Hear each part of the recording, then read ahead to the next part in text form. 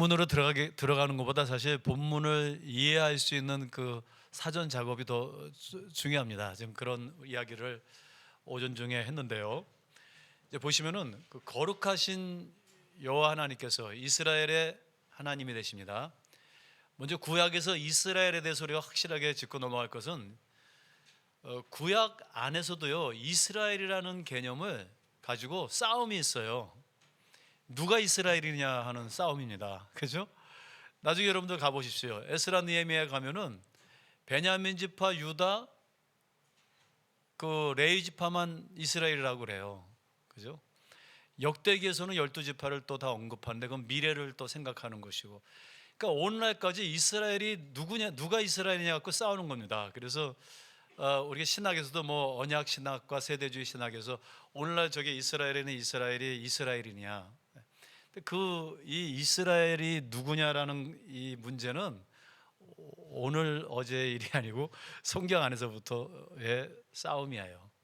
근데 우리가 성경을 자세히 살펴보면요, 하나님이 말씀하신 이스라엘이라는 것은 혈육의 어떤 한 국가에 한정된 개념이 절대로 아니에요. 그러니까 뭐 여러분들 가운데 혹시 이제 물론 뭐 세대주의 언약 좀 갈등이 있는데 저하고 동의 아니하실 분도 있겠지만, 오늘날 저희 팔레스타인에 있는 이스라엘은 성경에서 말하는 이스라엘은 아니라고 좀 봐요. 뭐 성경 안에서도 이스라엘이 누구냐라는 그 논쟁이 굉장히 심해요. 그럼 이스라엘이 누구냐? 분명한 것은 구약에서는 그러니까 성경에서 하나님이 말씀하신 시내산 언약에서 이스라엘은 혈통의 공동체가 아니에요. 한 민족이 아니에요. 그죠? 다수는 히브리인들이었어요. 그렇죠? 그렇지만 광야의 이스라엘 공동체, 하나님의 언약 공동체는 혼혈이고 다양한 민족들이 섞여 있었어요. 그리고 역사적으로 봐도 근데 이스라엘은 우리는 아브라함의 후손이라는 그 바리새인들이 우리는 아브라함의 후손이라는 혈통적인 것을 주장했지만, 예수님께서는 너희들은 아브라함의 후손이 아니라 마귀들의 후손들이다. 내가 이 돌로도 아브라함을 만들 수 있다. 이는 혈통으로 된 것이 아니다. 로마서 1장에. 그죠? 그러니까 이스라엘이라는 개념은 하나님의 언약 백성을 얘기하는 것이지 하나님 나라의 백성. 그죠? 그리고 그 안에는 이방인이나 히브리인들이나 구분하지 아니하는, 그죠? 또 이사야서에 가보면 고자도 들어올 수 있는, 그죠? 그래서 그것이 성취된 그러한 것이 성취된 것이 신약이지, 구약에서는 히브리인들만 구원을 받고 그 다음에 이스라엘은 따로 또 하나님의 구원의 역사가 있고, 신약에 와서는 신약에 와서야 이방인들이 구원받았다. 그럼 니느웨가 구원받은 건 어떻게 할 것이며, 아모스의 열방을 향해서 복음을 전한 건 어떻게 된 것이며, 그죠? 그래서 이제 이 이스라엘의 개념을 우리가 쉽게 말하면 혈통적인 이스라엘, 문화적인 이스라엘과 신학적인 이스라엘이 존재한다, 이렇게 얘기해 볼 수 있어요. 오늘날의 이스라엘은 누구냐? 예수 그리스도 공동체가 다 이스라엘인 것이죠, 그죠? 자, 그런 면에서 거룩하신 여호와께서 이스라엘의 하나님이 되셨다라는 것에 대해서 우리가 이 개념을 잘 정리를 해볼 필요가 있는 것 같아요. 그리고 이스라엘 백성 가운데 여러분 거하시기 위해서 이스라엘이 해야 되는 일이 뭐냐면, 그 거하시는 곳과 관련된 모든 것의 정결을 지속적으로 유지해야 돼요. 그러니까 이스라엘을 왜 부르셨느냐? 너 구원받아, 너희 민족만 구원받아. 절대로 그런 선택이 아니라는 거예요. 거룩한 백성과 제사한 나라를 세우기 위하여 열방을 하나님께로 중보하기 위한 성교학적인 어떻게 보면 전도학적인 목적의 사명적 소명이에요. 근데 그들이 그러면 해야 될 일이 뭐냐면 끊임없이 그 거룩을 유지해야 되는데, 자기 그 거룩의 원천이 누굽니까? 거룩하신 하나님이니까. 그럼 무엇을 해야 되느냐? 이 하나님이 임하시는 것을 정결케 해야 돼요. 그런데 정결이라는 개념을 우리는 속죄로 잘못 환원시켰어요. 정결 그러면 나의 죄가 사해져서 구원받아야 되는 것. 근데 레위기의 정결은요, 한 개인의 속죄가 아니고 사람을 포함한 동물, 물건, 모든 땅 전체 진영에, 그러니까 이 진영이 하나님이 창조하신 피조물을 상징하는 거거든요. 대표하는 거거든요. 그러니까 이제 하나님의 구속을 개인적 구원으로 환원시켜서 문제가 생기는 건데, 하나님의 구원은 우주 만물에 대한 피조물에 대한 구원이지 인간 한 명, 죄인 한 명이 돌아오는 구원이 아니라는 거예요. 그러니까 이 정결을 보면은 이 정결이 속죄의 개념만 있는 게 아니에요. 사실 정화의 개념이 있어요. 그래서 그 정화에 사람이 포함되면 사람한테는 속죄예요. 근데 바위가 있어, 바위 덩어리. 이 바위 그 안에 물건이 하나 있어요. 진영에 천막이 있어요. 그 천막이 죄를 졌습니까? 그 천막도 정화를 받아야 되는 거예요. 이게 무슨 말이에요? 이게 꼭 죄를 정화시키는 게 아니라 죄를 포함해서 모든 하나님이 임재하실 그 공간을 정화시키는 거예요. 그러니까 로마서에 가보면은 우리 인간들만 하나님의 구원을 기대하고 기다리는 것이 아니라 뭐예요? 모든 피조물들이에요. 그래서 우리가 구원론에 대해서 좀 확실하게 이걸 좀 넓혀야 되는데, 우리는 너무 구원론이 한 인간 나 개인의 제사함 받고 용서받고 구원받은 거, 천국 가는 거에 너무 이렇게 좁혀진 것이죠. 사실 하나님의 구원이라는 것은 전 인류를 향한 것이고 하나님의 모든 피조물을 불쌍히 여기시는 것이고, 이 자연도 구원받기를 원하시고 동물들도 구원받고, 이 동물의 세계에 가보세요. 얼마나 정말 비참해요. 그러니까 이제 우리가 그 생육하고 번성하라는 게 굉장히 중요한 하나님의 바라크, 그 안식일을 바라크, 복이라는 단어가 동사 거기서 나와요.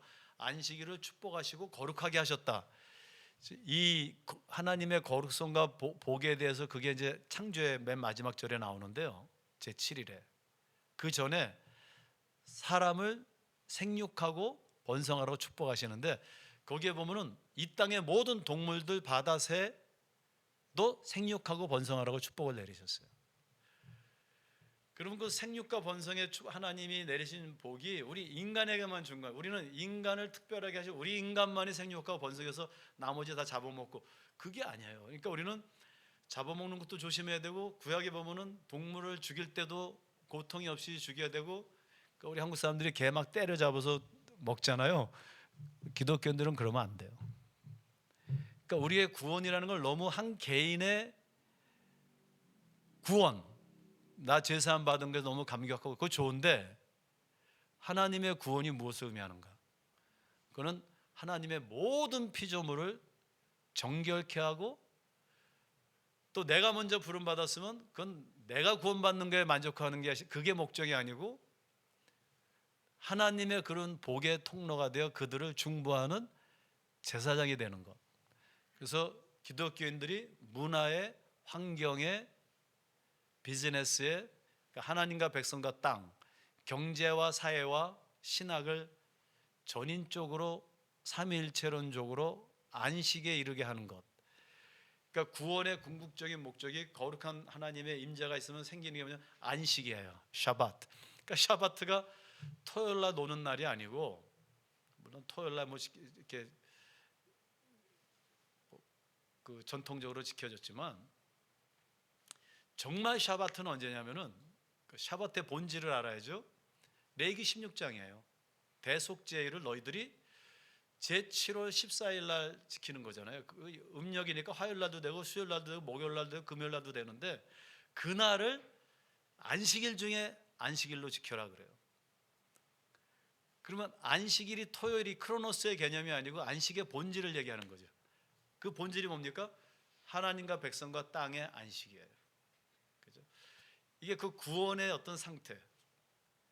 예수님께서 내가 안식의 주인이다. 히브리서는 그리스도께서 영원한 안식을 성취하셨다, 들어가셨다. 그러니까 우리의 그 구원론이 하나님과 백성과 땅의 안식이라는 이 개념, 한 개인의 구원에서 훨씬 풍요롭고 온전한 모습을 볼 수 있어요. 그러니까 우리 구원이 무엇인가를 이제 이 레위기를 통해서 계속 점점 우리가 좀 깊이 생각해 볼 이제 요소가 생기는 거죠. 자, 그러면 성막이 있는 이스라엘 진영의 부정한 모든 것을 정화시켜야 돼요. 그러니까 정화는 영어로 우리가 어토멘트라는 말하고 퓨리피케이션, 자, 정화, 퓨리피케이션이라고 그래요.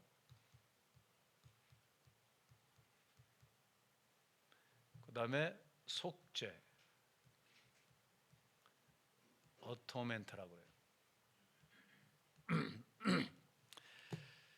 구약의 제사가 정화를 위한 것이냐? 이게 퓨리피케이션은 건 동물, 물건, 성소, 지성소에다 왜 피를 뿌립니까?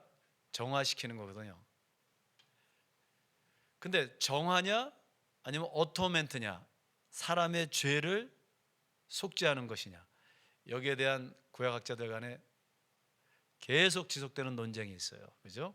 근데 좀 이따 보겠지만 정화와 속죄가 하나예요. 정화 속죄가 하나예요. 그러니까 하나님의 구원은 인간에게만 속죄. 이게 아토멘트라고 하는 건 영어로 at one에서 나온 거거든요. at one. 하나님과 나와 함께한다. 하나님과의 깨진 그 관계가 원이 됐다. 하나가 되었다. 그런 속죄의 개념이에요. 그러니까 이제 속죄라는 개념이 하나님과 함께할 수 있다라는 거거든요. 내 죄가 사해졌다가 끝이 아니고 하나님과 함께할 수 있다. 정결해져서 하나님이 임재하셨다. 같이 동행하면서 산다는 건데 그거냐? 아니면 그냥 모든 랍비 학자들은 속죄를 안 믿어요. 모든 제사는 지성소를 깨끗하게 하는 데 목적이 있다. 그래서 하나님이 지성소로 임하는 데 목적이 있다. 정화로만 보는 거예요. 그죠? 근데 이제 두 가지가 같은 것이면 우리가 나중에 한번 살펴볼 거예요. 자, 그러면은 어쨌든 간에 성막이 있는 이스라엘 진영의 부정한 모든 것을 정하고 부정한 것 정하지 못하는 건 바깥으로 내보내야 돼요. 진영 바깥으로 내보내고 진영의 부정을 온전히 제거해야 합니다. 그리고 하나님과의 거룩한 유아와 안식을 위한 헌제자의 제물을 대속물을 드릴 때도 흠이 없고 온전해야 되고 온 백성이 만사에 정결해야 돼요.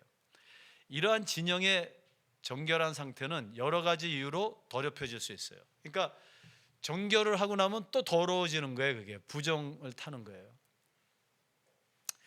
우리가 이제 나중에 무엇이 정결한 상태를 부정한 상태로 가져가는가를 이제 레위기를 통해서 공부할 것인데 가장 대표적인 것이 죽음이에요. 죽음. 그러니까 죽음과 관련된 것은 정결을 부정케 할 수 있어요. 내가 그걸 먹으면 정령 죽으리라. 두 가지가 있어요.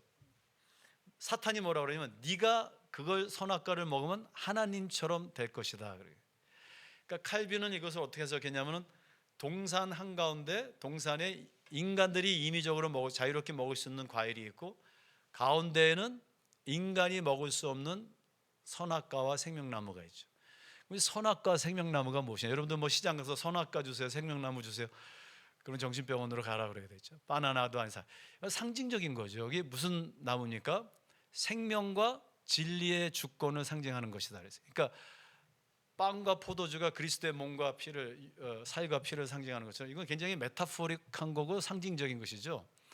그러면 하나님께서 동산 한가운데 임재하시는 절대 타자성을 가지신 분이 그럼에도 불구하고 우리들 가운데 피조물 가운데 거하시는 이렇게 우리가 좀 이거를 도표로 지오메트릭하게 바라보면 동그란 한 가운데 우리 가운데 거하시는 말씀이 우리 육신 가운데 거하시는 하나님을 상징하는 두 가지가 있는데요. 하나님의 형상으로 저희가 지음받았죠. 게라드 보스는 그 하나님의 형상이라는 걸 5가지 속성으로 쭉 얘기하는데 하나님께서 인간과 나누지 아니하시한 하나님을 하나님 되게 하시는 하나님만이 소유하시는 속성이 두 가지가 있다 이렇게 얘기해요. 그게 뭐냐면 생명의 주권과 진리의 주권이에요. 그러니까 생명나무가 무엇을 상징합니까? 생명에 대한 하나님의 주권. 하나님만이 생명을 창조하시고 유지하시고 파괴하실 수 있는 것이 생명에 대한 주권. 두 번째는요, 선과 악을 구분하는 진리의 주권. 그러니까 우리가 예를 들자면 생명의 주권 누가 갖고 있어요? 하나님이죠. 진리의 주권, 하나님이 옳다면 옳은 것이고 아니라면 아닌 것이에요. 끝. 이거예요. 그죠? 이게 하나님의 거룩성이에요. 절대 타자성. 그 사탄이 뭐라 그래요? 네가 이걸 먹으면 하나님처럼 된다 그래요. 하나님의 속성이니까. 하나님께서 얘네들이 생명나무도 따먹을 것 같은데 빨리 막어. 그것까지 침범할 것 같은데. 자, 그러면 오늘날 우리 인류의 모든 문제를 한번 생각해 보세요. 인간의 모든 문제. 문제의 본질이 어디 있을까요? 근본이 어디 있을까요? 인간들이 생명의 하나님만이 갖고 계신 그 주권을 인간이 차지하려고 해요. 즉 진리에 대해 주권에 대해서 우리가 도전해요. 남북이 왜 갈라져 있어요 지금? 우리나라가 각자 선악과 하나씩 따먹고 내가 선하고 네가 악해 이러고 싸우는 거예요. 우리 정치 싸움 왜 합니까? 선악과 따먹고 네가 틀리고 너는 악하고 내가 선해. 진리 싸움 하는 거거든요. 근데 부부가 싸우잖아요 밤새도록. 아침에 딱 밤새도록 싸워. 밤새 싸워 보신 적 있으세요? 아침이라면 정신이 내가 옳은지 그런지 모르는데 이 선과 악, 진리에 대한 주권은 하나님이 갖고 계신 것이지 우리가 갖고 있는 것이 아닌데, 우리 인간의 모든 싸움은 지금 인류의 싸움은 선악과의 싸움이에요. 끝이 없어. 왜? 우리에겐 진리가 없으니까. 생명에 대한 싸움이에요. 그죠? 너 죽고 나 살자. 자, 그러니까 여러분들이 이제 구약을 공부하는 사람들은 랍비 주석을 많이 해요. 저도 랍비 주석을 많이 읽고, 또 유대인들은 이 성경을 어떻게 보는가를 이제 연구하는데, 우리는 기독론에서 이제 그 하나님의 거룩하심과 세속을 이렇게 나누는데, 이 랍비들은요 오경의 핵심 메시지를 생명과 죽음으로 봐요. 생명과 죽음. 그래서 이거를 하야 모티프라고 그래요. 생명의 모티프를 가진 책이다. 즉 하나님 편은 누가 편이냐? 생명에 속한 자들이에요. 하나님을 떠난 자들은요 죽음에 속한 자들이에요. 그러면은 이 성경에서 무엇이 정결한 것을 부정케 하냐면요, 죽음을 상징하는 것들, 죽음을 함의하는 것들을 부정의 모티프로 보는 거예요. 그러니까 가장 부정한 게 뭐냐면 시체를 만지거나 시체를 보거나 하는 것. 그 진영에 누가 죽었다면은 그 죽음으로 인해서, 네가 그걸 먹으면 정령 죽으리라 했잖아요. 그 죽음이 어떤 제의적인 상징성을 갖고 있어요. 그러니까 죽음 그러면은 그건 부정한 거예요. 여러분들 그 기독교 문화가 있는 나라하고 없는 나라를 보면요, 기독교 문화가 있는 나라, 오래된 나라는 생명의 존엄성을 굉장히 중요하게 여겨요. 그죠? 제가 예를 하나 들면은, 제가 미국에 살 때 우리 동네 어떤 그 청각 장애자 한 명이 들어왔어요. 이사를 왔어요. 그러니까 일주일 후에 시에서, 그 동네 타운에서 거기다 다 이렇게 사인을 붙여놨어요. 청각 장애자가 한 명 들어왔으니까 운전할 때 조심하십시오. 그리고 아이들은 막 신나해요. 야, 우리 동네 청각 장애가 왔대. 나 가서 봉사할래 막 그래요. 우리 애도 학교 가가지고 너무 좋아해요. 장애인들이 왔다고, 자기네가 막 봉사하겠다고. 그게 뭐예요? 생명의 존엄성을 귀하게 여기는 문화예요. 근데 제가 그 성남에 어떤 장애인 무슨 시설을 진다 그러니까 동네 사람들 다 나와서 데모하는 거 제가 봤어요. 우리 땅값 떨어진다고. 이게 뭐예요? 죽음의 문화예요. 그러니까 이게 생명을 귀하게 여기고 그 생명 자체의 존엄성을 귀하게 여기는 것. 그러니까 우리가 지금 낙태하고 막 이렇게 하는데 우리 교회가 보이스를 많이 못 내잖아요. 사실 내야 되거든요.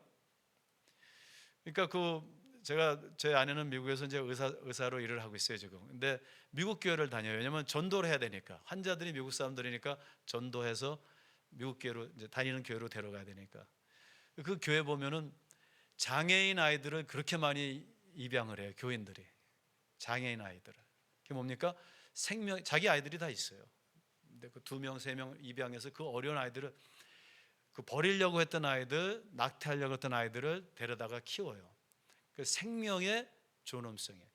이게 구원이지, 나 그냥 예수 믿고 제사함 받고 천국 간다, 이게 구원이 아니에요. 그러니까 구원이 아니라고 말하지 않겠어요. 근데 구원의 내용이 충실하지 못한 거예요. 더 풍요롭지 못하고 누리지 못하는 거예요. 자, 그러니까 진영에 누가 죽잖아요, 시체가. 그러면 어떻게 돼요? 빨리 청소를 해야 돼요. 이게 제사법이에요. 우리 나중에 볼 거예요. 이는 거룩한 하나님의 영광은 생명과 연관이 있습니다. 그러면 자, 거룩한 하나님, 그 다음에 언약에 의하여 거룩한 백성, 그 다음에 그 거룩한 백성이 하는 일이 뭐냐?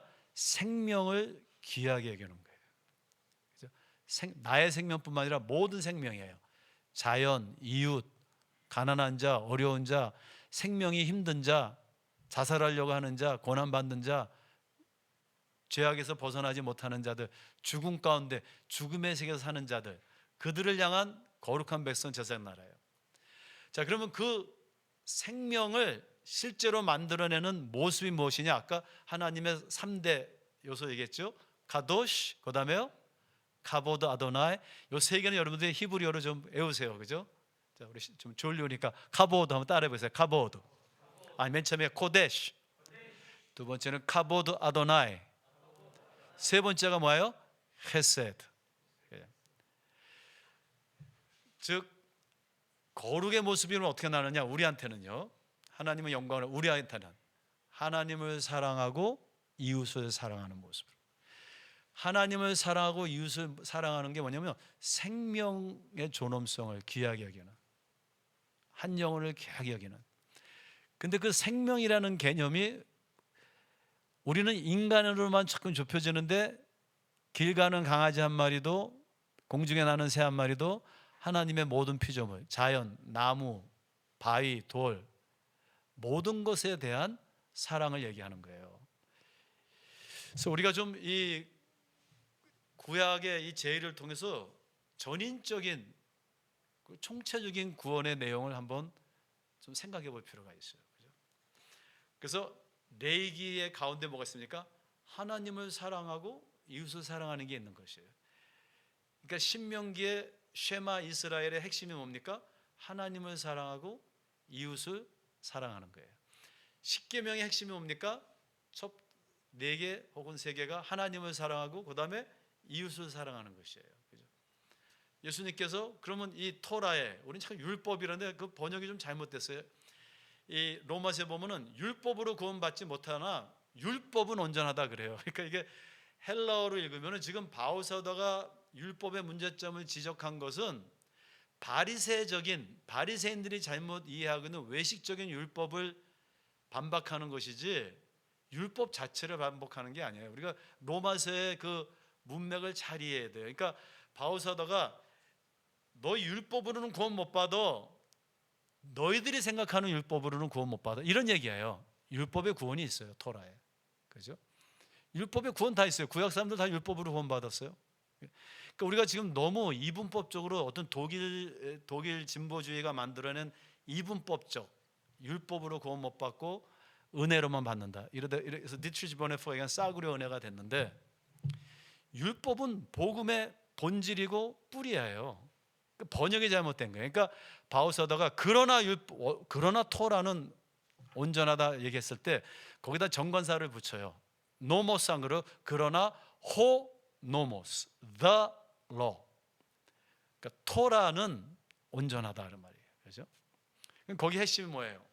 하나님 사랑하고 이웃 사랑하는 거예요. 결론적으로 거룩이 뭐냐 그러면 내 아내 사랑하고, 내 남편 사랑하고, 부모님 이웃 사랑하고, 더 나가서 또 이웃을 사랑하고, 세상을 불쌍히 여기고 사랑하고, 하나님이 나를 구원하신 목적이 무엇인가를, 거룩한 백성과 제사장 나라가 되는 것. 그 외에 구원이 뭐 이렇다 저렇다, 이 사람만 구원받고 저 사람 구원, 이런 거는 하나님께 맡기고요. 우리가 부름받은 궁극적인 목적은 거룩한 백성과 세상을 향하여, 열방을 향하여 제사장 나라가 되는 것이, 하나님을 사랑하고 이웃을 사랑하는 거예요. 그죠? 자, 계속 이어지는데요. 제가 이 서론이 너무 긴데 여러분들, 이 서론을 길게 하면은 본론은 여러분들 스스로 다 해결할 수 있어요. 저는 그렇게 생각을 해요. 이 레위기가요. 물론 이제 본문도 갈 거지만. 자, 그러면 거룩하신 하나님은 정결한 곳에 거하신다. 그 거룩한 임재가 충만한 상태를 영광이라고 한다. 그리고 하나님의 거룩한 영광은 육신이 되어 사랑으로 실현된다. 그러니까 이게 하나님의 3대 신학적 용어이고 그것이 우리에게 그대로 적용되는 것이에요. 그죠? 11장 45절 한번 같이 읽어볼까요? 시작. 나는 너희의 하나님이 되려고 너희를 애굽 땅에서 인도하여 낸 야훼라. 내가 거룩하니 너희도 거룩할지어다. 출애굽기 19장, 그죠? 19장 1절 6절이에요. 자, 그러면 레위기는 먼저 우리가 그 두 가지라고 그랬죠. 거룩 그러면은 분리, 구별, 그다음에 흠이 없는 것, 온전한 것. 그죠? 분리, 구별, 온전한 것. 이거는 신학적인 것과 윤리적인 것이 같이 가는 거예요. 신학적인 것과 신학적 지평이 뭡니까? 하나님과 나의 관계예요. 윤리적인 관계는요, 나와 이웃과의 관계. 그러니까 사실 우리가 신학교 가서 신학과 윤리를 같이 봐야 되는데 너무 신학만 우리가 배웠어요. 우리가, 그죠? 근데 분명히 성경에서는 신학과 윤리가 같이 가는 것이에요. 그러면 레위기는 모든 것의 영역을 두 개로 나눠요. 모든 사물을. 레위기 10장 10절에 돼 있어요. 코데시, 거룩한 것. 그 다음에 홀, 속된 것. 그러니까 세상을, 사물을 거룩과 속된 것으로, 하나님과 멀어진 것과 하나님과 가까이 있는 것, 이 두 가지를 나눠요. 그런데 이 거룩한 것이요, 거룩한 것이 타메 혹은 그냥 랍비들은 투마라 그러죠. 투마, 부정. 타메라는 동사에서 파송된 명사는 투마예요. 근데 타메, 이 거룩한 것이 부정해질 때가 있어요. 그러면 거룩한 것이 부정해지면 어떻게 됩니까? 세속이 되는 거예요. 속된 것이 되는 거예요. 그러니까 과정이 있어요. 양 끝 쪽에 거룩과 속된 것이 있어요. 이 사이에 뭐가 있냐면은 거룩한 것이 더러워지면, 부정해지면은 다시 속된 것으로 가는 거예요. 그러면 속된 것에서 다시 돌아오려면요, 그러면 정결 의식을 통해서 돌아올 수 있어요. 이 정결을 우리가 타홀 혹은 토호라, 명사로는 토호라. 자, 부정함은 그럼 무엇이 부정한 것이냐? 아주 본질적인 것도 있어요. 하나님께서 이건 부정한 거야 그랬어요. 예를 들자면은 동물 중에 이 굽이 안 나눠진 거, 그럼 이거는 부정한 거야, 그죠? 또 비닐이 없는 생선은 부정한 거야. 그 생선이 무슨 죄가 있어요, 그죠? 근데 하나님이 부정하다. 왜 부정하다? 우리 이따 이제 보겠어요. 그런데 전혀 이해 안 되는 게 있어요. 예를 들자면은 여성들이 월경을 하면요, 부정한 거예요. 여러분, 월경은 하나님이 만드신 거잖아요, 그죠? 그 생리학적인 거예요. 그게 왜 부정할까요? 근데 부정한 거예요. 그러면 월경도 부정한 거고, 사람을 죽여요? 이거는 뭐예요? 비도덕적이잖아요. 그럼 우리가 볼 때 윤리적인 것도 어느 거는 부정이고, 부정해지는 거고, 그 다음에 비윤리적인 것도 부정한 것이고. 그러니까 부정과 정결이 무엇인가를 우리가 그러면 정의를 해야 돼요. 구약에서는 무엇이 부정이냐? 잘 들어보세요. 구약의 부정은요, 어떤 윤리적이거나 도덕적인 것을 의미하지 아니하고, 그것을 제외하진 않아요. 제의적으로 규정하고 있어요. 제의적으로. 그러니까 제의적으로 이건 부정이고 이거는 정결이다. 제의적이에요. 즉 상징적이에요. 그러니까 이런 일이 벌어지면은 부정한 거야. 그게 윤리적이든 아니든 제의적으로, 그죠? 그 이유로 우리가 좀 이따 이제 이야기하겠어요. 그러니까 뭐 출산이나 피부병, 여러분 피부병이요, 이제 우리 어떤 문둥병이라고 번역한다는데 문둥병은 아니에요. 사르라는 단어는 피부병을 얘기하는 거예요. 광야에는 문둥병이 없어요, 그죠? 근데 광야에 사는 사람들 인구가 100명이었다면 제 생각에, 저는 이제 의학적으로 좀 생각합니다, 100% 다 피부에 무슨 문제가 있었어요. 100% 광야에서, 그죠? 매일 먼지 쌓이죠. 목욕 잘 못하죠. 그러면 죽은 세포가 있거든요. 그러니까 피부병이 있으면 부정이에요. 그럼 그건 뭐예요? 누구나 부정하다는 거예요. 자, 그러니까 여기서 부정 아니면 정결이라는 것은 하나님께서 그 백성들에게 너는 하나님 앞에서 정결할 수 있는 존재가 아니라는 것을 가리키기 위해서 제의적으로 상징적으로 만들어 주신 거예요. 그러니까 나는 오늘 하도 죄도 안 졌고 내가 오늘 굉장히 아주 윤리적으로 올바로 살았어, 그렇게 얘기하다가도 자기 피부를 보면은 여기 딱지도 있고 고름도 있고 여드름도 있고 는 뭐예요? 아이고 나는 부정하구나. 제의적으로 우리에게 부정을 기억하게 하는 것들이 제의적 부정이에요. 어떤 여성이 아주 정결하게 살고 온전하게 살고 올바로 살았는데 아무리 내가 올바로 살아도 14일 지나고 28일째 되니까 월경을 해요. 피가 흐르면은 아이고 내가 죄인이구나. 며칠을 생각하고 기다리고. 그러니까 제의적 정결. 그래서 율법의 여러 기능 중에 하나가 뭐냐면요, 진찰하는 기능이 있는 것이에요. 나에게 병이 있다라는 것을. 그죠? 자, 그래서 먼저 성경에서는 거룩과 속됨의 세계가 있고요. 레위기 10장 10절이에요. 베하 베딜 바달, 아까 바달이라는 동사 했죠. separate, 거룩과 속됨이 separate 되는 거예요. 벤 베야하베딜 벤 모모 사이에 뭐요? 코데시 우벤 홀, 너희들이 거룩과 속된 것을 구별하라 그래. 우벤 하 다음에 그다음에 부정한 것과 우벤 타홀, 정결한 것을 구별하라. 근데 이게 이 거룩과 속됨이 이게 굉장히 정적인 게 아니라 다이내믹한 거예요. 동적인 것이에요. 그죠? 그러니까 거룩한 것이 오염이 돼 가지고 속된 것으로 갈 수 있고요. 이 속된 것이 정화를 통해서 이 부정한 것이 성화를 정결을 통해서 거룩해질 수 있고요. 그러니까 끊임없이 이 정결 의식을 계속 해야지만 거룩을 유지하는 거예요. 이게 지금 상황이에요.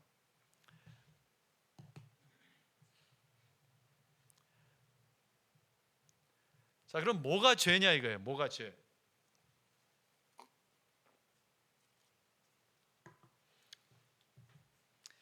생리적으로 월경하는 게 죄입니까? 아니잖아요. 그죠? 내가 비닐 없는 생선을 먹은 게 죄입니까? 아니잖아요. 그죠? 그러니까 이 죄라는 게요, 구약에서 보면 하탓, 물론 이 죄, 사람에게 죄가 있는 건데, 이 죄는 부정을 방치하는 게, 그러니까 제의적으로 그 부정을 방치하면 그게 죄예요. 그러니까 정결케 할 수 있는 규례를 고의적으로 어기는 것이에요. 그러니까 죄는요, 정결케 할 수 있는 제의를, 정결케 할 수 있는 규례를 어기는 거예요. 정결케 할 수 있는 것을 받아들이지 아니하는 거예요. 기독로로 가면요, 예수 그리스도의 정결케 하시는 대속의 피를, 은혜를 받아들이지 않는 게 죄예요. 그럼 레위기에서 거룩의 영역은 거룩한 대속과 제의와 거룩한 삶으로 구분되어 있어요. 그러니까 레위기를 반으로 딱 자르면은, 그죠? 앞부분에는 제의를 통한 정결 의식이 있어요. 제의, 정결. 근데 그것이 거기서 끝나는 게 아니라 제의가 음식, 의복, 몸, 행위로 확장돼요. 그러니까 이 정결이 신학적인 영역과 윤리적인 영역이 같이 간다라는 거예요. 우리 잠깐만 제의적인 것을 생각하고 윤리적인 부분을 구분하려고 하는데 그렇지 않아요. 이게 같이 가는 것을 볼 수 있어요. 다만 온전하지가 않기 때문에 임의가 있고 아직이 있는 것처럼 그 안에 등급이 있어요. 아주 정결한 것, 덜 정결한 것, 아주 윤리적인 것, 덜 윤리적인 것. 그렇지만 윤리적인 것을 제외하지 않는다고요. 이거 굉장히 중요한 거예요.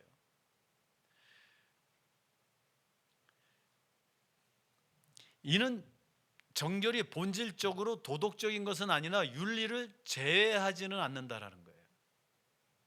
그러니까 거룩한 삶은 거룩한 하나님과의 언약적 상태를 반영하고, 또한 그러니까 거룩한 삶이 하나님과의 그 거룩한 관계를 반영한다, 그런 말이에요. 그죠?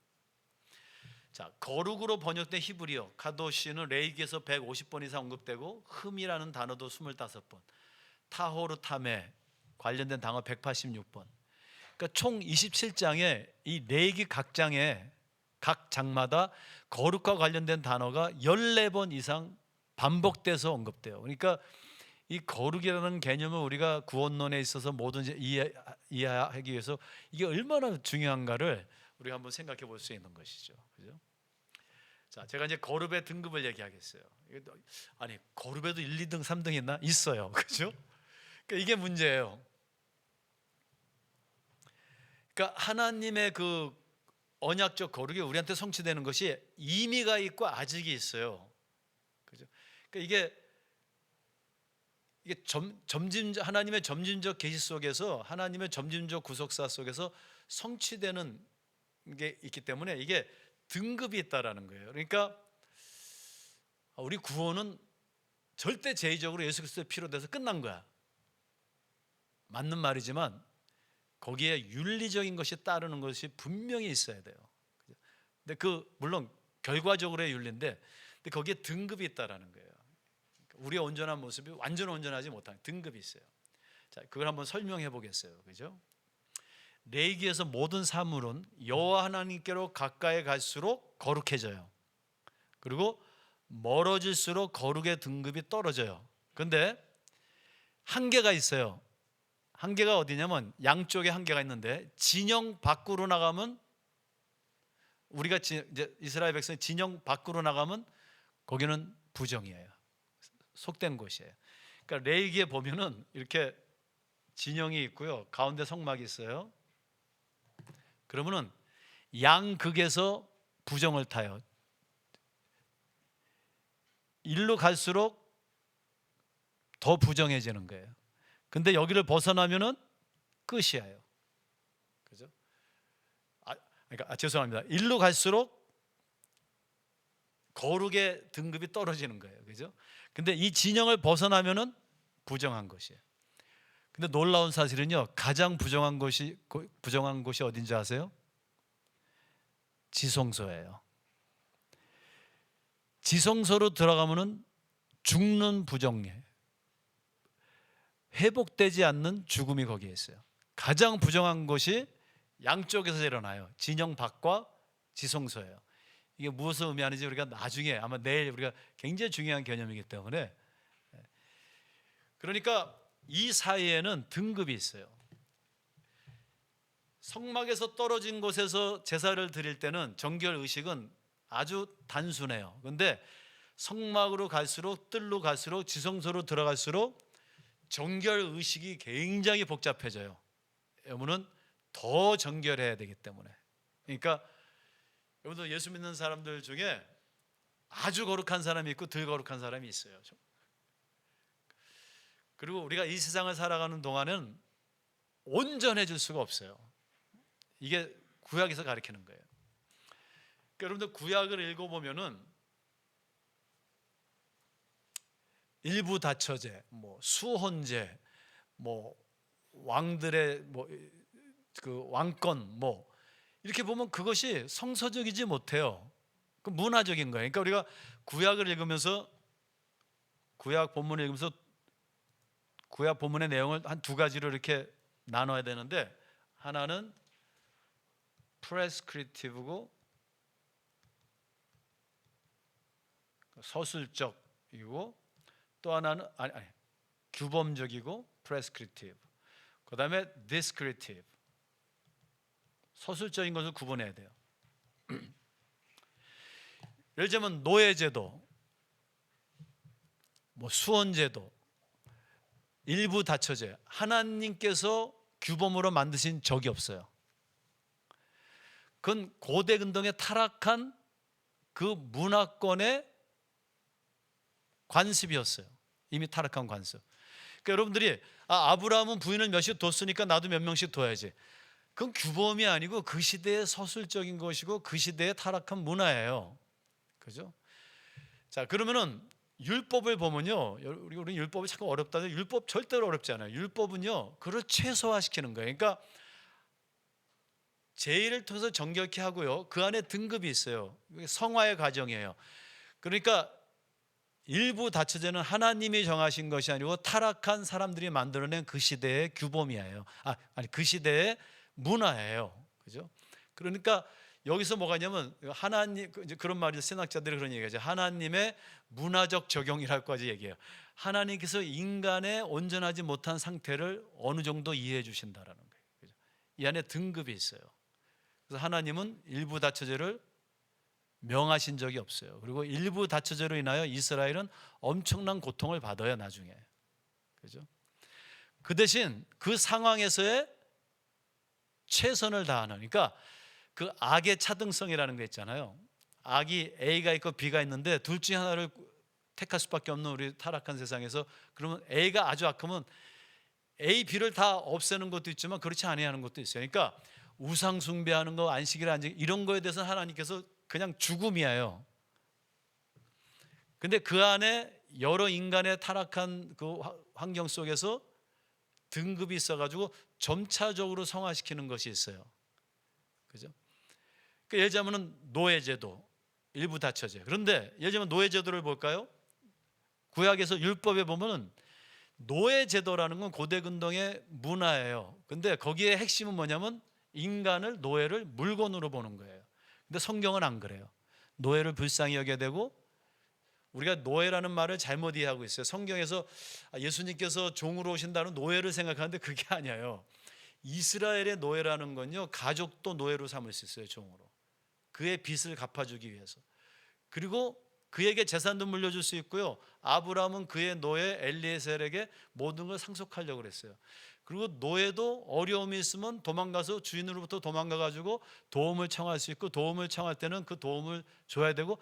그러니까 오경에는요, 노예 제도를 명한 것이 아니라 그 시대의 잘못된 노예 제도를 고쳐가는 법들이거든요. 이것을 우리가 잘못 이해하고 있는 거예요. 그러니까 규범적인 것과 서술적인 것을 구분할 수 있어야 돼요. 여러분들이 선교사로 아프리카에 갔어요. 제가 아프리카에서 거의 6년을 살았어요. 그러니까 아프리카 문화를 많이 봤는데, 마사이 족속에 가면 지금도 옆에다가 개똥으로, 소똥으로 집을 져가지고 한 5개, 6개, 부인이 10명, 6명 있으면 거기 방 하나씩 주는 거예요. 근데 여러분들이 선교사로 갔다고 생각하세요. 그래서 그 사람을 이제 그 추장, 부인이 10명 있는 추장을 이렇게 복음을 전했어요. 그래서 그분이 복음을 받아들이고 성령 세례 받고 막 방언하고 막 야단 났어요. 구원 받았어요. 자, 부인이 10명이에요 지금. 자식이 50명이고. 여러분들이 선교사님이라면 어떻게 얘기해야 돼요? 하나님이 한 남자 한 여자랑 결혼하라고 그랬어요. 그러니까 9명 내쫓고 1명만 고르고 그렇게 살아, 이렇게 말 못해요. 하나님께서 원래는 한 남자 한 여자야. 근데 인간이 타락해가지고 그 문화가 일부 다처제가 됐어. 그러니까 자녀들에게 앞으로는 절대로 일부 다처제 하면 안 되고 일부 일처제 해야 되고, 지금 10명의 부인들은 네가 정말 이제 예수 믿는 사람 됐으니까 잘 사랑해주고 그 자녀들 잘해서 뭐 한 100명 되니까 교회 하나 개척하자. 구약은 그런 거예요. 하나님께서, 우리가 굉장히 흑백 논리를 딱 가지고 있는데, 윤리도덕적인 것을. 성경에는요, 흑백 논리가 있어요. 거룩 아니면 세속인데 그 안에 등급이 있어요. 등급이. 유연성이 있고 가라지를 오늘 뽑지 말라는 것이 있어요. 그래서 우리 교회에서 싸움 보면요, 특별히 이 우리 뭐 신학자들, 목회자들 싸우는 건 진리 싸움이잖아요. 근데 우리가 너무 이 그 흑백 논리가 너무 강해요. 성경에도 없는. 그것 때문에 모든 가라지를 뽑으려다 모든 알 것까지 뽑아버리는 게 많아요. 그러니까 이걸 프레스크립티브, 디스크립티브, 문화적인 것, 타락한 문화와 아닌 것, 그 안에서의 융통성과, 그렇기 때문에 지식 위에 사랑이 있어야 되는 것이. 이게 지금 사실 구약, 저는 제가 구약을, 오경을 연구하기 전에, 율법을 연구하기 전에 율법이 굉장히 어려운 건지 알았어요. 율법으로는 구원 못 받는 줄 알았는데, 율법을 연구해 보니까요, 그 시대의 율법적인 것을 깨는 게 율법이더라고요. 전 정말 놀랐어요. 제가 그 시대의 율법을 깨는 게 율법이에요. 그리고 율법이 얼마나 융통성 있고 사랑이 많고, 고대 근대 하무라비 법전이랑 비교해 보면요, 이거는 하무라비 요새는 교통사고가 많이 나잖아요. 옛날에는 소가 사람을 박는 사고가 많이 나거든요. 그 법이 뭡니까? 법은 진리가 아니에요. 법은 힘의 논리거든요. 법이 뭐예요? 힘센 사람의 말이 법이에요. 그죠? 공의 정의라는 건 거짓말이고, 항상 법이라는 건 힘센 사람들이 만드는, 힘센 사람들을 위해서 만든 게 법이에요. 그 법의 역사를 따라가면 제 딸도 변호사고 또 이렇게 친구도 변호사들이 있는데, 법의 기원을 보면요, 글 쓰는 사람이 만든 게 아니라 왕이 만든 거예요. 제일 오래된 법정, 우리가 알고 있는 하무라비 법정. 그러면 그 법, 고대 근동의 뭐 하무라비 법정, 에누마 에니시 법정, 아카디아 수메리아의 법전을 읽어보면은 그 법의 내용의 99%가 왕권을 강화하는 데 쓰여진 것이에요. 모든 그 부를 왕에다가 쏟는 겁니다. 그러니까 소가 사람을 쳐서 죽이잖아요. 그러면 소의 주인이 벌금만 내면 돼요. 하무라비 법전에 재밌는 것도 있어요. 재판관에게 돈을 매겼거든요. 잘해달라고. 그 돈이 왕한테 가는 거죠. 근데 그 말을 안 들어줬잖아요. 재판관을 사형시켜요. 그러니까 이 미국에서도 돈 비싼 변호사 쓰면은 이긴다고요. 그러니까 이 법이라는 게 그런 건데, 출애굽기가 보세요. 소가 사람을 쳐서 죽이잖아요. 소 죽여버려요. 그리고 너 묶어놔. 근데 묶어놓지 않고 또 죽이잖아요. 그럼 소도 죽이고 먹으면 안 되고 그 주인도 죽여야 돼요. 근데 하무라비 법제는 소가 사람을 쳐서 죽이면 벌금 내면 돼요. 그럼 묶어놔 이렇게 얘기합니다. 똑같이 묶어놓으라는데 안 묶어 또 죽였어요. 그럼 벌금을 더 내면 돼요.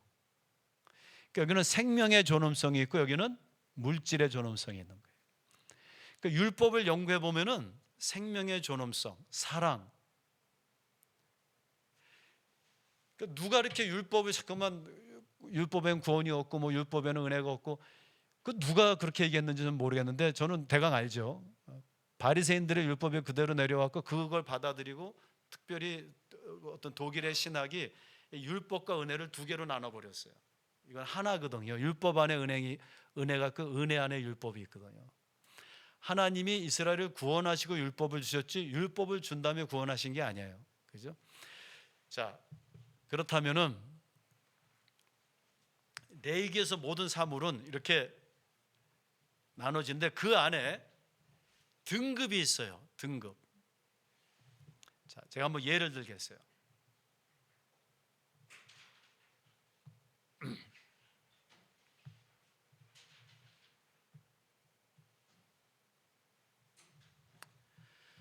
부정한 것을 정결하게 만드는 룰들이 있어요. 자, 그러면요, 뭐 짐승의 사체를 나도 모르게 지나가다가 이렇게 만졌어요. 그죠? 그러면 어떻게 하면 정결해지느냐? 이게 부정이 조금 탄 거예요. 저녁까지 기다리면 돼요. 저녁까지 기다리면. 그죠?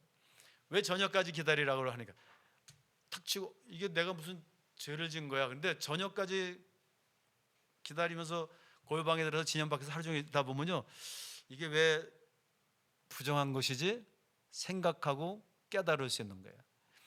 그다음에 여기서 기다리라는 것은요, 시간의 주권을 하나님이 가지고 계신 거예요. 네가 7일 기다리면 되고 어느 건 저녁까지 기다리면 그냥 정결해져요. 그러니까 우리가 이 세상을 살면서 여러 가지 어려움을 당하는데요, 어떤 것들은 하나님께 맡기고 기다려야 돼요. 그러니까 여러분들 그 기다림의 정결이라는 게 굉장히 중요해요. 이 정결하는 방법이 여러 가지가 있거든요.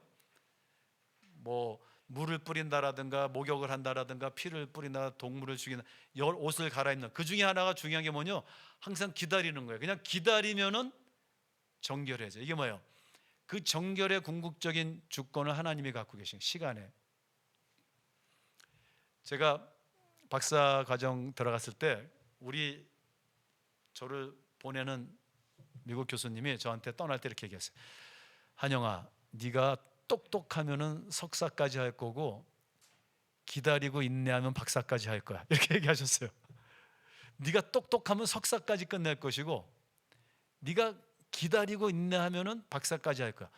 제가 박사 과정에 들어가서 아마 제가 기억이 한 7번도 더 빠꾸 맞았어요. 막 6개월, 7개월 논문 써서 가져가면은 그 우리 교수님이 네덜란드 사람이었는데 아주 딱 보고 이게 뭐야로 옆으로 툭 던져요. 그러면 사람이 너무 좌절해. 저는 6개월 7개월 연구해서 가져갔는데 이렇게 흩어보고선 실망해가지고 그만둬야지. 저보다 똑똑한 백인 아이들 몇 명 중간에 그만뒀어요. 근데 저는 그때마다 우리 교수님, 제 그 스승님께서 닥터 넘바라고 미국의 비블리컬 거기 교수님이셨는데 그분이 이야기해 준 게 기억이 났어요. 기다리고 인내하면은 박사까지 할 거야. 그래서 그냥 기다리고 인내하고 두 번째 한 7번 빠꾸 맞으니까 나중에는요 익숙해져서 그렇게 슬프지도 않더라고요. 근데 5년째 딱 되니까 교수님 만나려면 교수님이 힘들어하세요. 제가 힘든 게 아니라 이 외국인 학생을 돌려보낼 수도 없고 5년 동안 우리 다른 나라 와서 이렇게 공부하겠는데 그래가지고 할 수 없이 저 박사학위 주신 거예요. 정말이에요. 제가 지금 교수잖아요. 제 박사과정에 우리 학생들 여러 명 있어요. 저희 학교 박사과정이 막 6, 7년 막 대한민국에서 제일 오래 걸린다고 그래요. 우리는 쉽게 안 넘어가요. 우리 학교에서. 근데 우리 박사과정 학생들이 다 거의 다 논문이 뭐 한국 최고 우수상도 받았고 다 이렇게. 제가 잘난 게 아니고 제가 한 말이 있어요. 똑같이. 제가 우리 박사과정 학생들 항상 얘기해요. 인내하고 참으면 무조건 인내하고 기다리면은 박사학위 받을 것이다. 그래가지고 다 받았어요. 그죠? 그러니까 우리가 이 기다림의 정결이 너무 중요해요. 부부 생활도 기다리고 인내하는 거고요. 인생도 그렇고 목회는 뭐 말도 못하죠. 저도 담임 목회 한 5년 이렇게 했지만 교회 섬기면서 울기도 많이 울고 우리 가정이나 사회나 우리 일터에서 그죠? 가장 중요한 게 잘 보세요. 고린도서 13장을 보세요. 사랑이 뭔지. 지금 이 거룩과 관련, 이 거룩의 모습이 사랑으로 나타난다고 그랬잖아요. 사랑은 이렇고 저렇고 뭐 얘기가 많지만 그거 다 소용없어요. 사랑은 어떻게 해요? 사랑은 오래 참고로 시작해요. 사랑은 오래 참고. 그리고 마지막 절이 뭐예요? 모든 것을 견디느니라 이렇게 끝나요. 예수님께서 우리를 구원하신 방법도 하나예요. 십자가를 뭐요? 참으사. 그러니까 이 정결이라는 거에서 아주 중요한 게 하나 요소가 있는데 기다리고 참는 건데 이게 어떻게 기다리고 참을 수 있어요? 믿음의 대상이 있기 때문에 그래요. 그렇죠?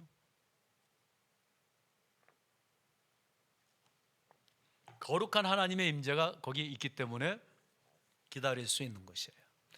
그리고 하나님이 기다리라고 그래서 기다릴 수 있는 것이에요. 자, 두 번째 보세요. 심각한 부정이 있어요. 그러면 짐승 사체를 이렇게 슬쩍 만진 게 아니고요. 옮겼어요. 만지고 막.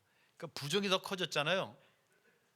그러면 기다림만 갖고는 안 돼요. 물로 씻고 또 저녁까지 기다려야 돼요. 이게 뭐예요? 부정에도 등급이 있다라는 거예요. 구약에 보면요, 거룩에만 등급이 있는 게 아니라 부정에도 등급이 있어요. 그 다음에 등급에 따라서 제사가 훨씬 제의법이 달라, 더 복잡해져요. 그죠? 피부병 보세요. 이거 막 피부병이 막 고름이 나오고 그래요. 그러면 물로 씻고 규정된 기간을 기다린 후에도 또 속죄제를 드려야 돼요. 그러니까 이게 부정의 단계가 높을수록. 그런데요, 아까 제가 세 그룹이 있다고 그랬죠. elect, non-elect, anti-elect. 고의적으로 하나님을 회방하고 대적하는 자들이 있어요.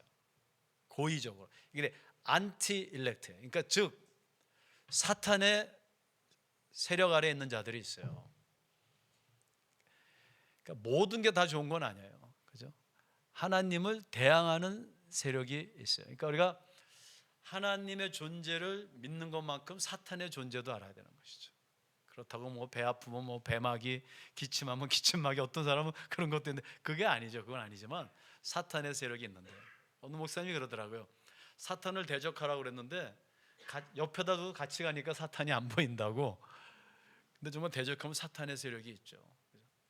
그러니까 고의적으로 하나님을 해방하는 자, 민수기 15장에 보면 그 밀그롬 그 랍비 학자는 그 동사를 창을 들고 신을 향해 찌르는 자 이렇게 번역을 해요. 그 옛날에 군인들이 창을 들고 공격할 때 그 동사를 썼다라는 거예요. 하나님을 회방하고 대적하는 자. 온전히 끊어지는 거예요. 거기는. 그죠? 온전히. 방법이 없어요. 자, 마태복음 12장에 보면 성령을 회방하는 자로 이렇게 번역해. 신약에서는 그렇게, 여기서는 구약에서는 하나님을 회방하는 자고, 이 신약에서는 성령을, 그러니까 하나님을 회방하는 자, 적극적으로 내가 하나님의 안 믿어지고 안 보이고 그런 게 아니고 아주 앞장서서 하나님을 회방하고 교회를 핍박하고 하나님은 존재하지 않는다 그러고, 이런 자들은 이 안에 들어가지 못하는 거예요. 그게 분명히 있어요. 그죠? 자, 그러면요, 이제 제가 민수기, 레위기로 들어가기 전에 민수기를 잠깐 여러분들 소개하겠어요. 간단히, 중요하기 때문에. 왜냐하면은 민수기에서 1장부터 10장까지 너희들이 진영을 정결하게 한 다음에 그 5장에 보면 내가 거기 거하기 위하여, 그러니까 거룩한 내가 너희 가운데 임재하고 너희들과 동행하기 위하여. 그러니까 광야로 나가기 전에 준비할 게 딱 하나만 있으면 돼요. 구약에는 하나님의 임재와 동행하심만 있으면 돼요. 그죠? 그럼 우리가 목회를 할 때 준비할 게 있죠. 물론 뭐 교회 개척을 하려면 뭐 전세도 얻어야 되고 뭐 다 준비할 게 있는데, 사실 제일 준비할 게 뭐냐면은 하나님이 내 안에 거하시는 거예요. 나와 동행하는 거예요. 그러기 위해서 너희가 거기를 정결케 하라 그러는데요, 5장부터 8장에 정결이 쭉 나와요. 방법이. 첫 번째는 제의적으로 진영을 정결케 해야 돼. 제의적으로 제사를 지내가지고 피를 뿌리고 뭐 성막에다도 뿌리고 진영 곳곳에 뿌려가지고 제의적으로 정결케 하는 거예요. 두 번째는요, 윤리적으로 정결케 해야 돼요. 배상을 해야 돼요. 그러니까 정결이 두 개가 있는데요, 피를 뿌리는 동시에 죄 자체가 무효가 돼요. 근데 그것으로 끝나지 않아요. 그 다음에는 그 죄에 대한 죄책감이 있잖아요. 흠이 있잖아요. 망가진 것들 있잖아요. 그거를 보상하고 배상하고 회복해야 돼요. 그러니까 종적인 정결과 행적인 정결이 같이 가는 것을 절대로 잊어서는 안 돼요. 구약에서는 이 두 가지를 구분하지 않아요. 우리가 자꾸만 이분법적으로 구원하고 뭐 율법으로 구원 못 받고 뭐 은혜로만 받고, 이거는 우리가 지금 너무 교리적으로 우리의 기업법으로 성경을 갈라놓은 거예요. 성경은 그렇게 얘기하고 있지 않아요. 그러니까 너희가 진영을 정결케 하라고 하시고 진영의 제의적 정결 얘기한 다음에 배상 제의를 얘기하세요. 이거 뭡니까? 죄로 인해서, 결과로 인해서 망가진 것들을 수리하는 거예요. 그래서 일단요, 구약에 재밌는 것이, 내가 세상에서 죄를 지으면요, 그게 공기를 타고 가가지고, 쉬운 말로 전파를 타고 가서 지성소가 더러워져요. 그래서 지성소를 먼저 정화시켜야 돼요. 그래가지고 그러면은 내가 성막을 정화해야 되고, 그러면 내가 대제사장한테 가서 속죄물을 드리고 제사함을 받고 그걸 성소가 거룩해져요. 그 다음에 돌아와서 어떻게 합니까? 망가진 걸 고쳐야지 끝나는 거예요. 어떻게 해요? 내가 피해를 준 사람한테 100원의 피해를 줬으면 100원 플러스 20%죠. 120원을 해가지고 보상을 해줘야지만 제의가 끝나는 거예요. 이게 종적인 것과 행적인 것이 같이 가는 거예요. 제가 이런 일이 있었어요. 누구랑 이렇게 오랜 시간 법적인 문제로 싸우게 됐어요. 근데 제가 목사고 신학자인데 얼마나 괴로워요. 물론 저는 제 생각에 잘못 안 했다고 하는데, 여러분들 싸우면요, 사실 싸우기 시작하면 둘 다 죄를 져요. 저도 죄를 졌죠. 근데 승소했어요. 제가 이겼어요. 3, 4년 동안. 얼마나 괴로웠는지 몰라요. 근데 그분도 얼마나 괴로웠겠어요. 근데 그분은 저 때문에 잡을 잃어버렸어요. 제가 하나님한테 기도했어요. 하나님께서 나를 용서해 주셨는데 저도 그를 용서합니다. 자, 이게 뭐예요? 종적인 정결 의식이에요. 그죠? 근데 하나님께서, 야, 그렇다 끝난 게 아니야. 네가 용서했다 끝난 게 아니고 잡을 잃어버렸으니까 보상해 줘야지. 갚아줘야지. 그래서 그날부터 제가 1년을 기도했어요. 1년을. 하나님, 그분 좋은 잡 얻게 해주세요. 근데 기도할 때마다 너 기도만 하지 말고 네가 좀 잡을 찾아봐. 근데 그분이 들어갈 그 잡이 쉽지 않은 잡이에요. 1년 동안 잡 없이 사시는 거예요. 근데 어느 날 어떤 분을 만나게 됐는데 딱 그 사람이 들어갈 자리예요. 그래서 제가 그분한테 다 이야기를 했죠. 그때 그분이 저한테 그래요. 아니, 당신하고 싸운 사람 왜 나한테 보내냐고. 그래서 제가 얘기했어요. 솔직히 싸울 때 둘 다 나쁜 사람이다. 나도 장단점이 있고 그 사람도 장단점이 있고, 근데 그분이 이렇게 어려운 거 참 이런 굉장히 탤런트가 많고 좋으신 분이에요. 나를 좀 믿고 한번 비밀로 해달라고 전화번호를 드리고 왔어요. 그래서 이렇게 돼가지고 취직이 됐어요. 1년이 지났어요. 1년이 지났는데 아마 정월 그 새해인데 전화가 왔어요. 교수님, 얘기를 딱 들어보니까 음성 때 그분이에요. 교수님이 제 잡을 얻어주셨다면서요. 너무 고맙습니다. 근데 제가 얼마나 기쁜지요. 그때 깨달은 게 있어요. 아, 내가 하나님한테 용서받았을 때 무지하게 기뻤거든요. 제 기억에는 새벽마다 교회 가서 너무 기뻐서 감사해서 울었던 것 같아요. 한 달을. 근데 용서받는 것보다 용서하는 것이 더 기쁘더라고요. 그래서 제가 그런 걸 깨달았어요. 아, 하나님께서 본인이 기뻐하셔서 우리를 용서하셨구나. 하나님이 본인이 기뻐하심을 용서하셨구나. 여러분들, 속죄라는 것은 그냥 하나님과 나 사이에 끝나면 안 되고요. 실제로 보상을 해야지만 이게 속건제라고 그러죠. 속건제. 이거 왜 속건제라고 하냐면은 어느 때는 배상제라고 하기도 하고 속건제라고 그래요. 근데 영어로 보면 어느 때는 이것을 guilty offering이라고 그래요. guilty가 뭐예요? 죄책감이거든요. 근데 여기서 무슨 죄책감 이런 게 아니고요. 아직 해결되지 아니한 게 남아 있다라는 거예요. 그러니까 죄는 해결됐는데 이 속죄라는 개념은 죄의 결과까지를 해결해야지만 이게 온전한 속죄. 근데 우리가 너무 그 종적인 정결에만 집중되어 있는 것이. 우리가 속죄라는 개념이 하나님과 이웃과의 모든 그 구약은 그 두 가지를 이분법적으로 안 나눠요. 그러니까 이 이분법적인 사상은 헬레니즘과 그리스 세속 철학에서 온 것이에요. 논리적으로 이분법적으로. 어떻게 보면은 조직 신학도 초대교회 그 학자들이 뭐 아퀴나스도 그렇고 어거스틴도 그렇고 다 헬레니즘의 철학을 했던 교수들이었어요. 그러니까 신약과 구약을 이분법적으로 교리를 다 잘라놔서 이거 아니면 저거 이렇게 해서 교리를 해놨기 때문에 그 교리에 묻혀서 자유롭지 못한 우리, 거룩 안에서 부정 안에서 등급이 있다는 것에서 자유롭지 못한 우리, 그리고 어느 때는 종적인과 횡적인을 구분해버리는 우리, 율법과 은혜를 구분해버리는 우리. 저는 어디 가서 이런 얘기가지고 욕 많이 먹어요. 이단이라는 말도 듣고 뭐 별별 얘기를 다 듣는데 상관없어요. 제가 보는 성경은 제가 이 성경을 보기 전에 알고 있던 교리하고 많이 달라요. 성경을 왜 공부합니까? 틀린 거 있으면 고치자고 하는 거잖아요. 그죠? 그래서 우리가 이 구원이라는 개념을 너무 교리적으로 환원시켜서 하나님의 은혜로 구원된 거지 우리 행위는 조금 더 들어가지 않아. 맞는 말이지만 틀린 말이에요. 그죠? 두 가지가 같이 가고 있어요. 자, 그러면 무엇이 정말 구원이냐? 내가 하나님한테 죄를 사함받고 이웃을 용서하되 보상까지 해주는 것이, 즉 구원은 삶의 영역에서 완성되는 것이지 교리의 영역에서 완성되는 게 아니에요. 그죠?